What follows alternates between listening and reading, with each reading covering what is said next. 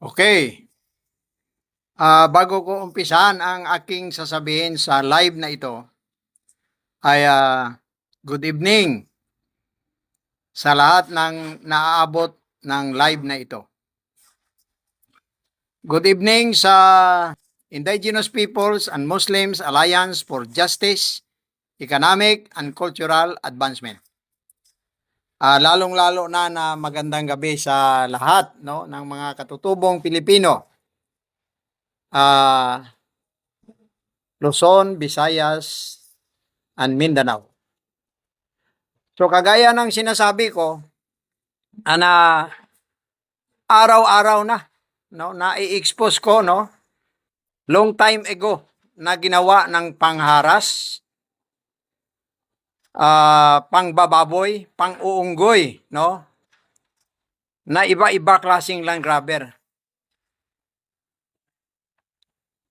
sa indigenous people's common private property. Ay una sa lahat ay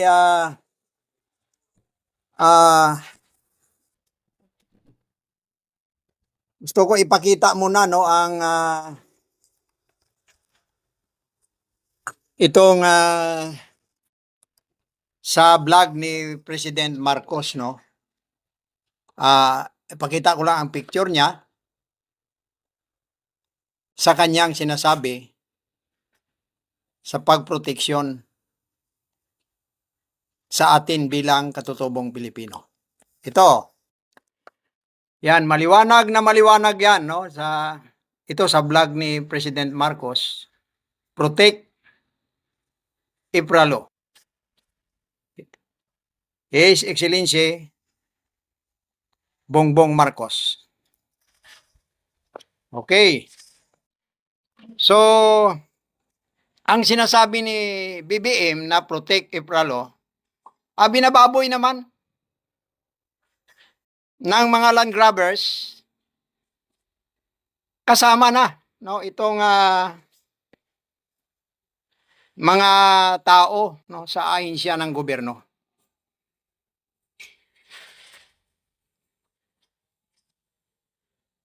Nabaliwala ang sinasabi ni Pangulong Marcos na proteksyonan at igalang ang unang tao sa Pilipinas. Kagaya lang sinasabi ko na dito ako sa Pampanga ay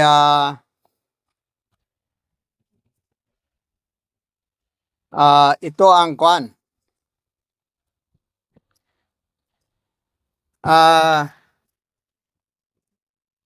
Itong ang aming assembly dito sa Pampanga. Ayan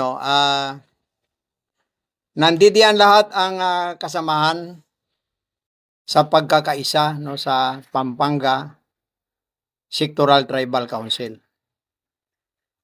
Okay, so sumunod ay ito ang mga kwan sa purak na biktima ng kwan ng mga land grabbers, biktima ng tribal dealer, biktima mismo ng mga mananakop at involved pa yata dito itong leader nila na si Rivera ba yon? Sa kwan na parang naibinta na itong mga kawawang mga kwan sa purak. Dinimulis sila. Na-demolish. So nabaliwala ang kwan ang sinasabi ni Presidente na protect Ipralo. Nabaliwala. So ang tanong ko dito, sa nangyari dito sa Purak, Pampanga, nasaan ang NCIP? Ganun pa rin. Kagaya kahapon ay doon sa Batyawan sa Tarlac, ganon din, no? Ang tanong ko, nasaan ang NCIP? Sinunog sila. Namatay pa yung mother nila doon, na dinahla namin ng kuan ng bigas, damit, kasama ang Rotary Club of Makati. So, i-continue ko ng kaunti, no? Ito, nandidiyan din ako, nandidiyan ang picture ko sa likod ng mga katutubo. Ang isang malaking problema dito, dahil sa kahinaan nitong mga katutubong ito, sa pag-iisip, sa pag-iintindi ng kanilang ipralo, na-demolish sila, no? Na-demolish. At hindi na proteksyonan ng kanilang leader nitong tawagin ay si Rivera. No, yon ang kuwan ko. So marami pang mga issues sa Pampanga na daan-daan ay malalaman ito ng Malacanang mismo, no? Kasi sa mahabang panahon, no, na pag-iikot namin sa buong Pilipinas, galing kami ng Aurora Province, Baguio, Tarlac, ngayon Pampanga, ay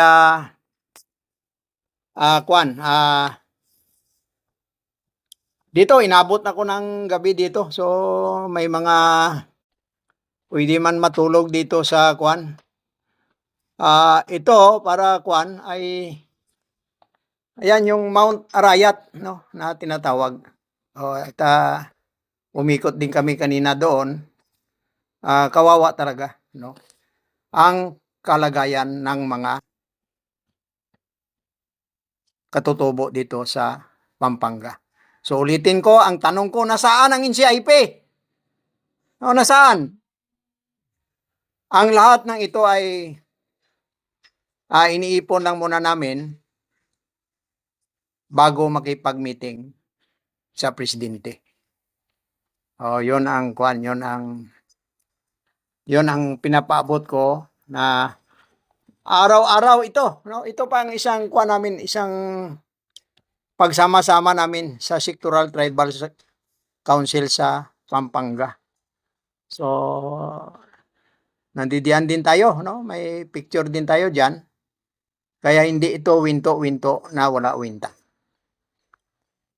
So, yon ang yon ang nangyayari dito sa Purak, Pampanga. Kawawa ang mga katutubo doon na na-demolish at hindi ko alam kung nasaan na sila ngayon. So, bago ko i-continue ay good evening, Kuya Romar, no? Romar Pidot, no? Saan ba siya ngayon? Ano bang province ni Romar? Ano ba? Nueva Vizcaya, no? Kuya, good evening. Shout out sa iyo diyan. Si Idolito Santos de la Cruz is watching also, no? Sa Mexico, Pampanga. Good evening, Edren Villegas, Saniego. Kuya, no? Iloilo City ito, Iloilo is watching. Si Realin Monkel Landes sa General Santos ito, no? Is watching. Good evening, Realin, no? Si Arlene Iligan is watching from Surigao ito. Arlene, good evening. Si Ashley Habibi is watching. Good evening. Good evening.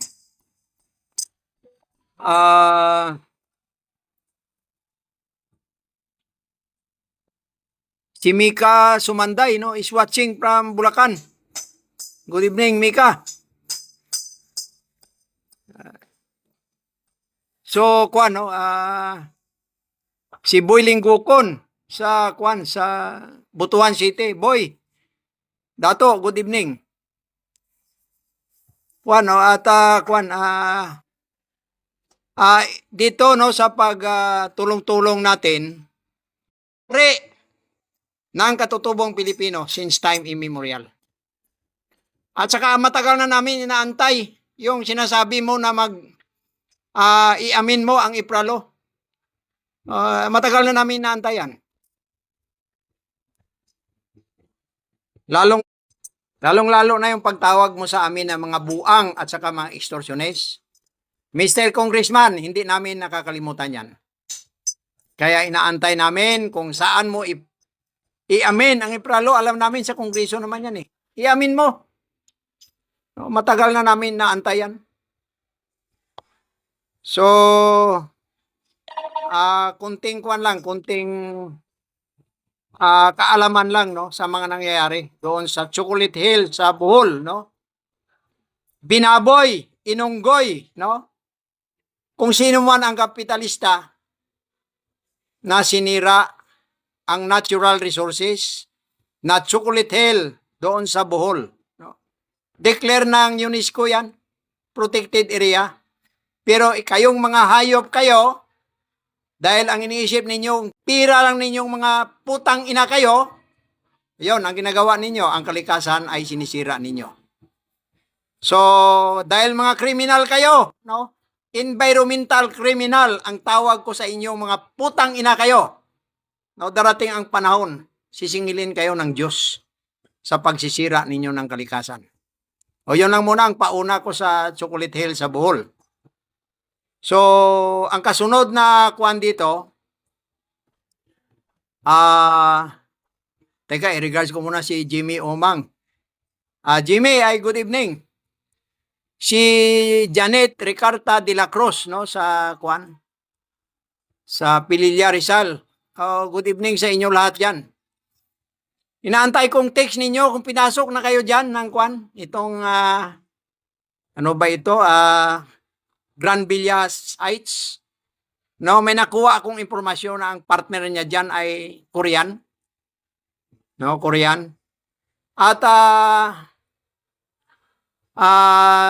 Janet, no, dyan sa Bae Hilin. Bigyan ninyo ako ng informasyon kung may naitulong bang pulis sa inyo dyan na pinasok kayo ng private armed group dyan sa Pililla Sectoral Tribal Council. So, bago ko i-continue ay Romel Linggukon is watching, no, from Butuan City. Si Carl Hirisa is watching from Tarlac. Si Orlan Lance, pinsan ko pa ito, Rubio, no? Pugan is watching. Good evening sa inyong lahat, no? And then, ang next episode or next topic natin, no? Dahil sabi ko, araw-araw na ito, na ang pangharas, ang pagplanted, no, ng mga ginamit ng mga may pira, no? Ginamit ang mga tiwaling pulis na plantiran ang katutubo, kasuhan, ipakulong. Hindi pa kumporme doon na nakulong na, ulitin ko ulit pinabaril pa. No? So, yun ang kwan. Yun ang kalunos-lunos na kalungkot-lungkot na ginawa ninyo sa mga katutubong Pilipino. So, sa Esperanza, Agusan del Sur, no? Hindi tayo nagkuhan mag-ingat lang kayo dyan. Ang mapasalig ko lang sa inyo, no, mga dato, ay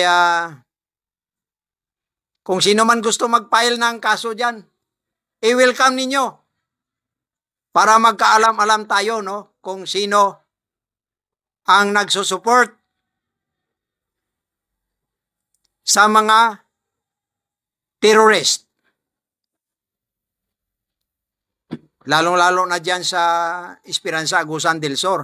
Pero mo ang report sa akin dito, may manpatila na nakulong dahil namaril. Tapos may manpatila na inuli sa droga. Tapos hanggang ngayon, hindi kayo nahihiya dyan ng mga manpatilan kayo. No, dekada na ang paghawak ninyo sa munisipyo ng Esperanza. Dapat mahiya kayo. So, darating man ang 2025. Tingnan natin.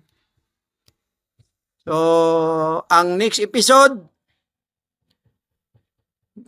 ano ba, hindi ko pa maisip, no, kung saan ako bukas. Dahil hindi ko man pwedeng, pwedeng makuan kung saan ang episode bukas. Itong next topic natin sa pang-aabuso, pangbababoy at pag-uunggoy sa mga katutubong Pilipino na walang ginawa na tulong itong in charge ng gobyerno para sa amin. Kung hindi, pati kami ay pinagtulong-tulungan pa ninyo. Lalong-lalo na dyan sa Rizal. O, itong DNR dyan, may syukos order itong gagong ito. O, ituloy mo, Direktor, o sino man dyan mga syukos order. Wilson Ardilisa is watching. Good evening, Wilson. So, hindi ko na patatagalin ito dahil baka wala na akong masakyan na jeep mamaya. Gabi na eh.